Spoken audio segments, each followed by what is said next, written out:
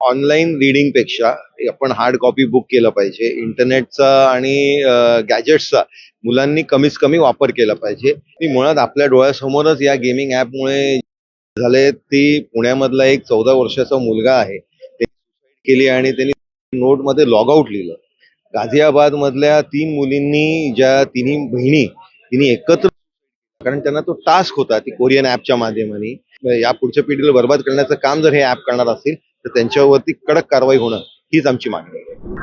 नमस्कार, आपल्यासोबत आहेत आमदार निरंजन डावखरे, ज्यांनी आज विधान परिषदेमध्ये गेमिंग ॲप आणि लहान मुलांच्या बाबत जागृतीबाबत मुद्दा मांडला. त्यांच्याविषयी जाणून घ्या, काय सांग.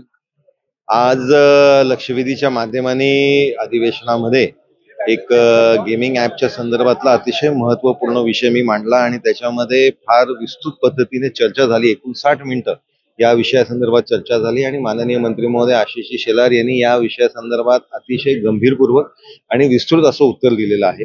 या विषयासंदर्भात प्रश्न मांडत असताना मी महत्त्वाचे 2 प्रश्न जे मांडले की हे जे गेमिंग प्लॅटफॉर्म्स बनवतात ते खरं तर यांना नुसतं बॅन करून चालणार नाही, कारण आज एका नावाने ते बनवतात, उद्या त्यांना बॅन केलं ते दुसऱ्या नावाने परत ते गेमिंग ॲप घेऊन येतात आणि त्याच्यामुळे हे जे गेमिंग ॲप्स आहेत ही मुलांना करण्यापर्यंतचं त्या तिकडे प्रवृत्त करत असतात. त्याच्यामुळे यांच्यावरती 306 कलम जो IPCचा आहे आणि नवीन BNS जो ऍक्ट आहे त्याच्यामध्ये 108 अन्वये यांच्यावरती कारवाई झाली पाहिजे. अबेटमेंट याच्या दृष्टिकोनाने यांच्यावरती कारवाई झाली पाहिजे आणि या संदर्भात मंत्री महोदयांनी उत्तर देताना सांगितलं की लॉ अँड ज्युडिशियरी बरोबर सल्लामसलत करून या संदर्भातली कारवाई हे राज्य शासन पुढच्या काळामध्ये करेल. त्याचबरोबर या विषयासंदर्भात एक टास्क फोर्स हे राज्य शासनाने गठीत केलेला आहे.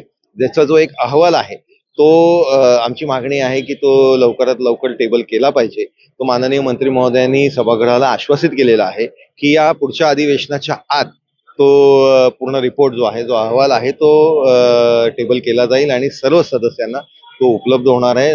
सगळ्या लोकांना तो उपलब्ध होणार आहे. त्याचबरोबर दोन्ही सभागृहाचे जे सदस्य आहेत, जे निवडक सदस्य आहेत, यांची एक समिती ही राज्य शासन तयार करते, जी या संदर्भातली पुढची जी कारवाई आहे किंवा त्याच्यामध्ये जी सूचना आहेत या संदर्भातलं काम ही समिती करणार आहे.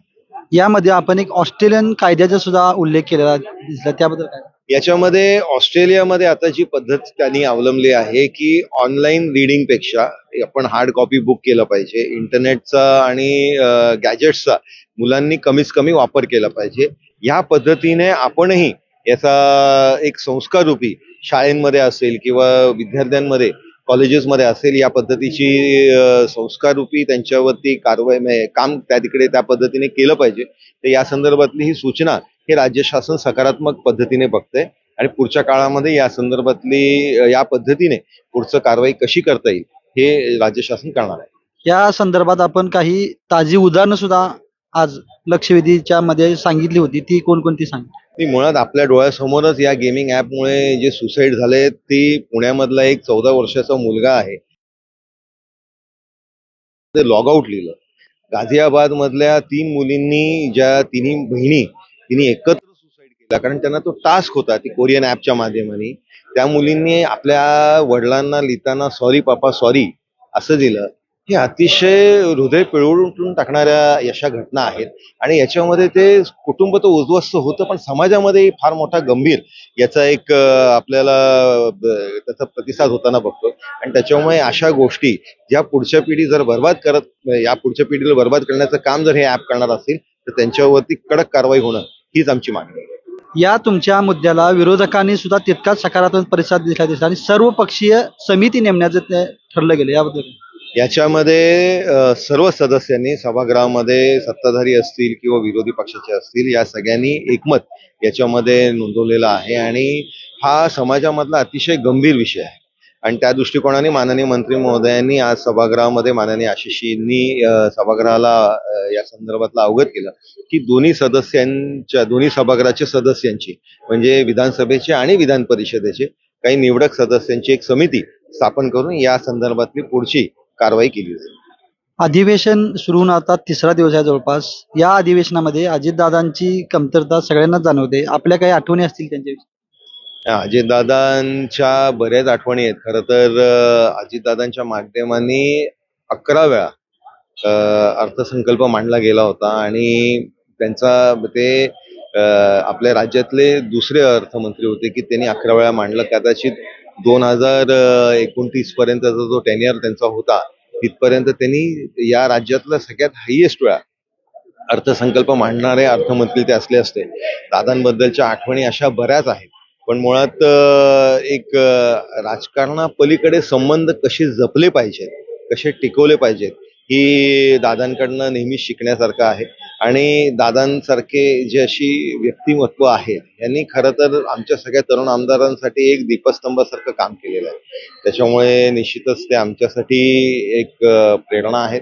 दादा जरी हयात नसले तरी त्यांच्या आठवणी ह्या नेहमीच आमच्या सगळ्यांच्या हृदयात राहणार आहेत, माझ्या हृदयात राहणार आहेत. आणि माझ्या कार्यासाठी एक निश्चितपणे त्यांचं काम जे आहे, त्यांनी जे उदाहरणं डोळ्यासमोर ठेवलेली आहेत, ज्या पद्धतीने त्यांचा सडेतोडपणा होता, होला हो आणि नाहीला नाही, म्हणजे काम होणार असेल तर होईल, नाही होणार असेल तर स्पष्टपणे नाही सांगण्याची भूमिका, ही दादांची तो स्पष्ट वक्तेपणा होता, तो माझ्यासाठी तरी फार महत्वाचा आहे. आणि एक शिदोरी म्हणून, ती कामाची एक शिदोरी म्हणून मी माझ्याबरोबर नेहमीच ठेवी. भाजपची नुकतीच नवी कार्यकारिणी जाहीर झालेली आहे, काय सांगाल? नाही, नवी कार्यकारिणी जाहीर झाले. माननीय अध्यक्ष रवींद्रजी चव्हाण साहेब यांच्या नेतृत्वामध्ये आज राज्यामध्ये काम करत असताना सरचिटणीस म्हणून मला जी जबाबदारी दिली आहे, निश्चितपणे एक फार मोठी जबाबदारी आहे आणि एक सक्षमपणे मी ती जबाबदारी पाळेन असा विश्वास व्यक्त करतो. धन्यवाद. कॅमेरामन सिद्धेश कांबळीसह मी अभिनंदन परोळेकर, महा MTV मुंबई.